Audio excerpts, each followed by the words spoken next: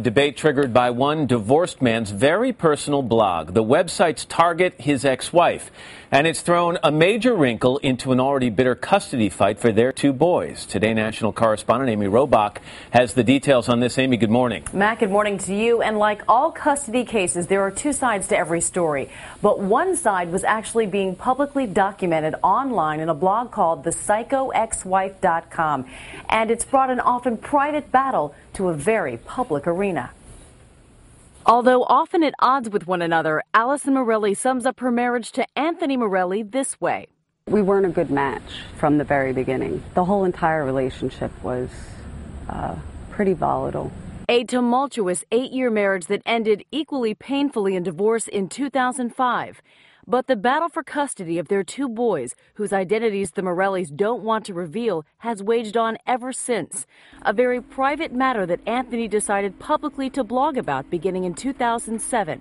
I wanted to connect with other people who were going through similarly high conflict divorce and custody situations, and I felt the best way to connect with them would be through the internet. And although Anthony says he never identified himself or Allison online, the blog's name left little to the imagination. thepsychoexwife.com. I try to convey the feelings that were elicited at that time in a way that connects with people who are going through similar situations, and there are untold legions of families that are going through this. The blog was a detailed account of his marriage, divorce, and custody battle with his PEW, psycho ex-wife. Her handle on the site, describing her as Jabba the Hutt with less personality, and he invited his readers to vent along with him. I tried to provide a forum whereby, through our collective experiences, we could help minimize the conflict in our lives, choose better ways to deal with our high conflict ex-spouses, be they men or women. No matter what I do, there's a negative spin somehow. The website spins everything. And Allison says the blog is beyond painful for both her and her children. The kids knew this was something derogatory about me. They've asked their father to stop, and I know that they've told him that it has a negative effect on me. At a custody hearing in June where both were fighting for primary custody, the judge left the shared arrangement in place, but ordered that Anthony remove his website and stop publicly criticizing his ex-wife, saying that he was hurting his children by bad-mouthing the woman they love in public. While the order is very broad, it does seem that the judge wanted to send a very clear message that this kind of behavior is terrible for the children. Anthony did take down the site, but is appealing the judge's order. It's a clear violation of my civil rights. And while there are certain steps that can be taken to minimize any potential impact on the children, shutting down the community is unacceptable. Allison says she is simply grateful the Psycho Ex-Wife website is down and hopes it stays that way. I have no hatred. I just want it to stop. Well, this is certainly not the end of this custody battle. The family court judge who issued the ruling has left the order open to review. Meanwhile, a court date has not been set for Anthony Morelli's appeal to the ruling that his old blog be removed. Matt. All right, Amy Robach, thank you very much. Star Jones is a former prosecutor and veteran legal commentator. Dr. Gail Saltz is a psychiatrist and Today contributor. Ladies, good morning to both of you. Good morning. How would you like to be invited to Thanksgiving at this house? Looking forward to roast turkey. This is, let's take this separate. Let's talk about the psychological in a second. Let's talk about the legal right now.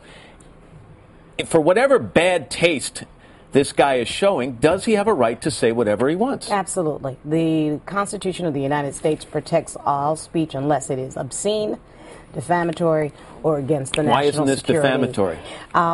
Truth is an absolute defense is the first thing he would argue. He also did not use her name specifically.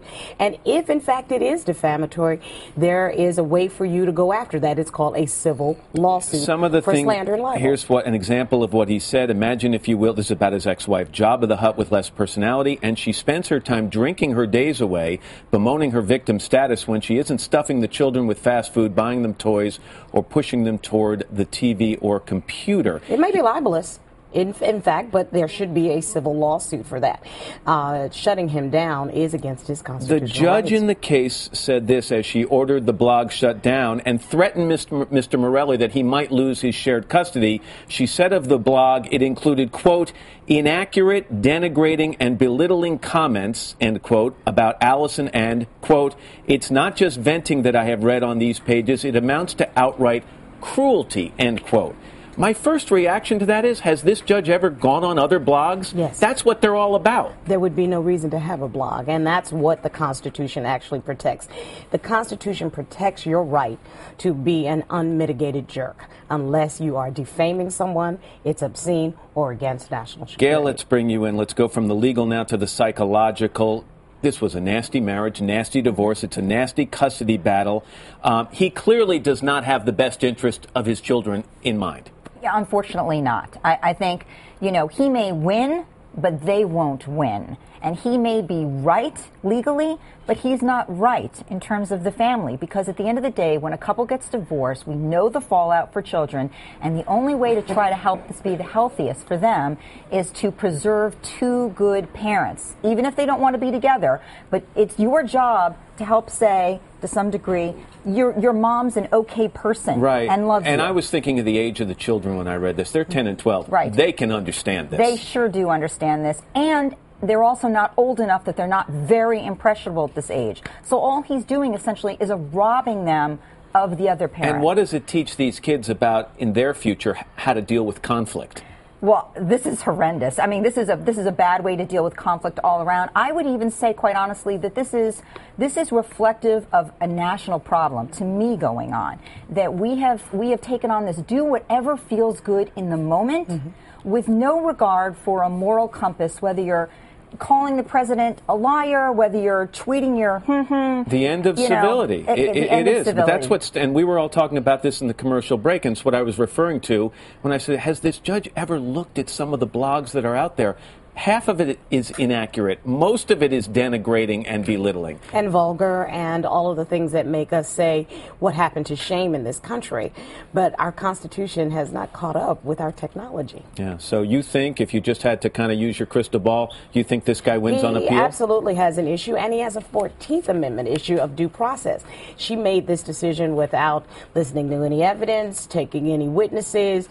Everyone's allowed to have their day in court, and he didn't even get that. It's going to be fascinating to see how this plays out. Star, thanks very much. Gail, always good to see you. Thank you.